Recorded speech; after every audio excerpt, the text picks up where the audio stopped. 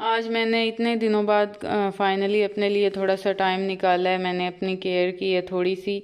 बालों पे मैंने ऑयल की है, ऑयलिंग की है। बाल काफ़ी दिनों से इतने रफ़ हो रहे थे और ड्राई हो रहे थे ना, टाइम ही नहीं। टाइम अच्छा, कुछ चीज़ों में मैं इतनी लेज़ी हूँ, मुझे टाइम मिलता भी है ना तो मैं उनको उठ के करने का तरद्दुद नहीं करती, ख़ास तौर पे अपने कामों में। बाकी सब का मैं करूँगी काम, लेकिन घर भी सारा अच्छे से मैनेज करूँगी, लेकिन अपनी केयर की बारी आएगी ना तो मैं इतनी ज़ीरो हूँ ना इस काम में। और इतने दिनों से मैंने ऑयलिंग करनी थी, वो मुझसे नहीं हो पा रही थी। टाइम भी था लेकिन फिर भी मुझे ना बस दिल नहीं चाह रहा था।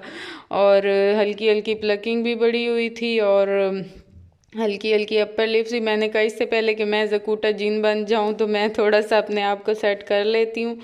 और फिर मैंने ना अपनी थोड़ी सी केयर की। अब मैं बहुत लेज़ी हूँ, कुछ कामों में मैं बहुत लेज़ी हूँ, ख़ास तौर पर अपनी केयर के बारे में, अपने खाने पीने के बारे में। पूरी फैमिली को मैं बना बना के खाने दूँगी, लेकिन जब अपनी बारी आएगी ना तो मैं कहूँगी अच्छा कोई बात नहीं, ये खा के गुजारा कर लेती हूँ, अब मुझसे नहीं बन सकता, अब मुझसे ये नहीं हो सकता, वो नहीं हो सकता। ये एक मेरा बहुत बड़ा मसला है। जब ना मैं एक्सपेक्ट कर रही होती थी और ड्यूरिंग प्रेगनेंसी ना पूरा जो ड्यूरेशन था ना, मैं इतनी लेज़ी थी इन मामलात में। फ्रूट्स आते थे और वो गल सड़ जाते थे ऐसे ही उठा के, और मैं फेंकवाती थी क्योंकि जॉइंट फैमिली थी, मेरे ससुराल भी रहते थे, तो ये चीज़ें उनके सामने करना ना थोड़ा सा बहुत इशू वाली बात होती थी। मैं छुप छुपा के किसी न किसी को कह के और मैं बाहर फेंकवाती थी। ऐसे ही पूरे पूरे दर्जन बनाना और ऐसे बाउल भरे हुए ग्रेप्स के और इस तरह की मैं सारी चीज़ें मेरी वो ऐसे गल सड़ जाती थी और बाहर फेंकवानी पड़ती थी। मेरे हस्बैंड यहाँ होते नहीं थे, वो आते थे जब हमारा बेबी 8-9 माह का होता था। वो अब्रॉड होते थे तो वो उस वक्त आते थे। दोनों बच्चों की बार ऐसे ही था। तो मेरा दिल होता था कि मुझे कोई काट के और आगे मुझे पेश करे तो फिर तो मैं खा लूँगी, लेकिन मैं खुद उठ के और वो खाने वाला काम मुझसे नहीं हो सकता था। इन चीज़ों में मैं बहुत लेज़ी हूँ। अस्सलाम वालेकुम, कैसे हैं आप सब लोग? उम्मीद करती हूँ कि सब ठीक होंगे। अल्हम्दुलिल्लाह मैं भी ठीक हूँ। और आज की मेरी जो वीडियो है उसका टॉपिक है फ़िज़िकली और मेंटली हरेसमेंट, और उसके अलावा मैं तरबियत पे भी बात करूँगी कि हम बच्चों की कैसे अच्छी तरबियत कर सकते हैं, ख़ास तौर पर बेटियों की। खैर, बेटियों और बेटों ये दोनों के लिए ही है, इसमें ये नहीं है कि ये जस्ट बेटियों के लिए ही है, ये बेटों के लिए भी है। उसमें मैंने कुछ पॉइंट्स बनाए हैं जो मैं आप लोगों के साथ शेयर करूंगी। आई होप कि आप लोगों की हेल्प हो इसमें। और इनमें मैंने 10 पॉइंट्स बनाए हैं, और ये मैंने बड़ा सर्च करके और स्टडी करके, और कुछ मेरे अपने एक्सपीरियंस हैं जो मेरे साथ हुई हैं, मतलब गुजरे हैं जो वाक़यात, वो भी मैं इसमें बताऊंगी। और ये मैं आप लोगों को के साथ शेयर करूंगी ये पॉइंट्स। पहला पॉइंट है, लड़कियों के लिए है, सीढ़ी पर इस वक्त तक मत चढ़ो जब तक आपके पीछे कोई भी मर्द सीढ़ी पर चढ़ रहा हो, बल्कि सीढ़ी के किसी एक जाविये पर रुक जाओ और इसके बाद चढ़ें। जब मतलब कि जब आपके पीछे कोई भी मर्द चढ़ रहा हो तो आप सीढ़ी पे रुक जाएं, उसे पहले चढ़ने दें और बाद में आप चढ़ें। और इसी तरह लिफ्ट का भी है, लिफ्ट पर किसी अजनबी मर्द की मौजूदगी में मत चढ़ो, इसके निकलने का इंतज़ार करो और बाद में इस पे चढ़ो।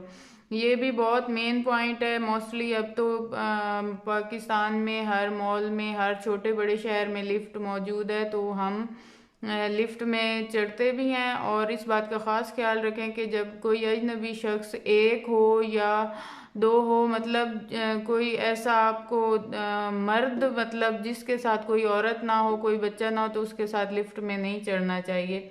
अपने चचा मामू खाला की बेटों से हाथ से सलाम मत कीजिए, मतलब मुसाफा कहते हैं, हाथ से सलाम नहीं करना चाहिए उन्हें। अपने साथ गुफ्तगू करने वाले शख्स के साथ हमेशा मुनासिब फासला रखें। ये ना हो कि हम बिल्कुल एक ये वो खड़ा है और ये हम खड़े हैं और एक दूसरे से बात कर रहे हैं, ये भी नामुनासिब बात है। और इसके अलावा हमेशा किसी के साथ मामला करने की हद मुकर्रर करें, चाहे वो कितना ही करीबी क्यों ना हो वो, और अपने वक़ार का ख्याल रखें, सड़क पर अपने दोस्तों के साथ मजाक ना करें और सड़क के आदाब का ख्याल रखें। ये ख़ास तौर पर मेन पॉइंट है सड़क वाला। सड़क पे चलना, चाहे आप ड्राइविंग करते हुए सड़क पे हैं या वैसे चल रहे हैं, तो इस पे तो ऐसा है जैसे आपका एक पाँव दुनिया में है और दूसरा पाँव किसी भी वक्त आपका अगले जहान हो सकता है। तो बहुत केयरफुली सड़क पे चलना चाहिए हमें, चाहे हम ड्राइविंग कर रहे हों या हम पैदल चल रहे हों। तो हंसी मजाक और ये वाला मामला नहीं करना चाहिए, बहुत एहतियात करनी चाहिए। और एहतियात इस हद तक करनी चाहिए कि आप लोगों को अगर हमें लगता है कि हम सही चल रहे हैं, तो इस बात का ध्यान रखें कि हो सकता है कि अगला बंदा सही ना चल रहा हो, तो हमें बहुत केयरफुली और एहतियात से सड़क पे चलना चाहिए। अगला पॉइंट है, जब कोई मिलने आए तो इसे तवज्जो दो, बड़ों के एहतराम में खड़े हो जाओ और थके मारे बूढ़े को बैठने के लिए कुर्सी दीजिए। ये बहुत अच्छी बात है, ये मेन पॉइंट है जिससे हमारी तरबियत का पता चलता है कि हम में ये गेट्स हैं कि नहीं। और ये हमें अपने बच्चों को भी देने चाहिए कि ख़ास तौर पर बुज़ुर्गों के लिए, बुज़ुर्गों के अलावा भी जो हमसे बड़ी एज में है, ये हमारी एक तरबियत इस पॉइंट से झलकती है कि हमारी तरबियत कैसे हुई हुई है, कि हमें बड़ों से बात करने की तमीज़ है कि नहीं। उनके आदाब में ये शामिल है कि उनके अदब में हमें खड़ा हो जाना चाहिए और उन्हें सीट देनी चाहिए, खुद हट जाना चाहिए। तो ये मेरा था 7 पॉइंट। और उसके बाद है, गली मोहल्ले के सभी मर्द बाप के सिवा अजनबी होते हैं, इसलिए बिला ज़रूरत बात नहीं करनी चाहिए, क्योंकि हरासा करने वाले ज़हनी मरीज़ होते हैं, चाहे वो रिश्तेदार ही क्यों ना हो। ये भी बहुत अच्छा पॉइंट है, इसे भी हमें ज़रूर माइंड में रखना चाहिए कि ज़रूरी नहीं कि जो देखने में गलत नज़र आ रहा है वही गलत है। आजकल का जो दौर है, इंसान का पता ही नहीं चलता कि ये कैसा है। ख़ास तौर पर सबसे जो हमें शरीफ और सबसे हमें अच्छी नेचर का बंदा लगता है, वही धोखा दे जाता है। और इसके बारे में बहुत केयरफुल रहना चाहिए। अपने बच्चों का इस मामले में, ख़ास तौर पर बेटियों का बहुत ख्याल रखें और उनको बल्कि अवेयरनेस दें टाइम से ही, चाहे वो छोटी एज में भी हैं, तब भी छोटी एज में ही ये अवेयरनेस देनी चाहिए, तभी वो बड़े होकर भी वो उन मामलात में वो संभल के चल सकती हैं। अगला हमारा पॉइंट है, जब आप ज़मीन से कोई चीज़ उठाने के लिए झुकें या किसी दुकान बाजार या अवामी जगह पर कोई चीज़ देखें, तो रकू की हालत में मत झुकें।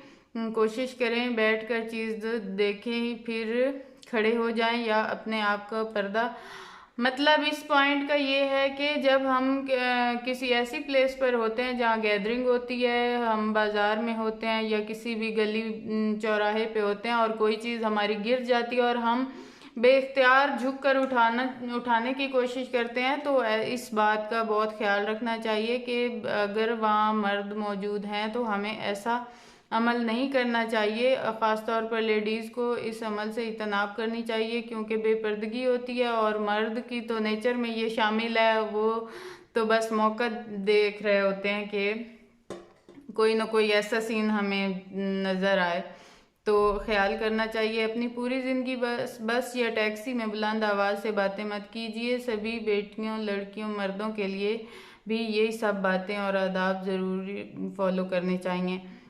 10 पॉइंट ये था कि अपनी पूरी ज़िंदगी बस या टैक्सी में बुलंद आवाज़ से बात मत कीजिए। ये बहुत अच्छी बात है कि मैंने कई दफ़ा ये देखा है कि मैंने बल्कि सफ़र करते हुए ये ख़ुद के साथ भी मैंने ये ऑब्ज़र्व भी किया है कि कुछ औरतें होती हैं, वो इतना ऊंचा फुल अपने घर के मामलात बयान कर रही होती हैं गाड़ी में कि वो सारे जो मर्द होते हैं उनकी तवज्जो बेशक उनका फेस आगे की तरफ हो, लेकिन उनका ध्यान और उनके कान पीछे की तरफ उसी औरत के लगे हुए होते हैं, उसी औरत की तरफ, और उसी की बातें वो तवज्जो से सुन रहे होते हैं।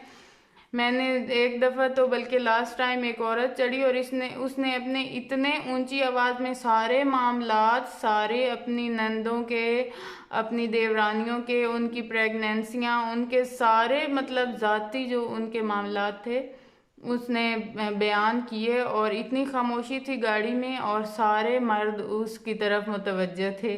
तो ये मुझे बहुत बुरी बात लग रही थी। ऐसा ख्याल करना चाहिए कि हम मर्दों के कानों तक हमारी बातों की आवाज़ ना जाए।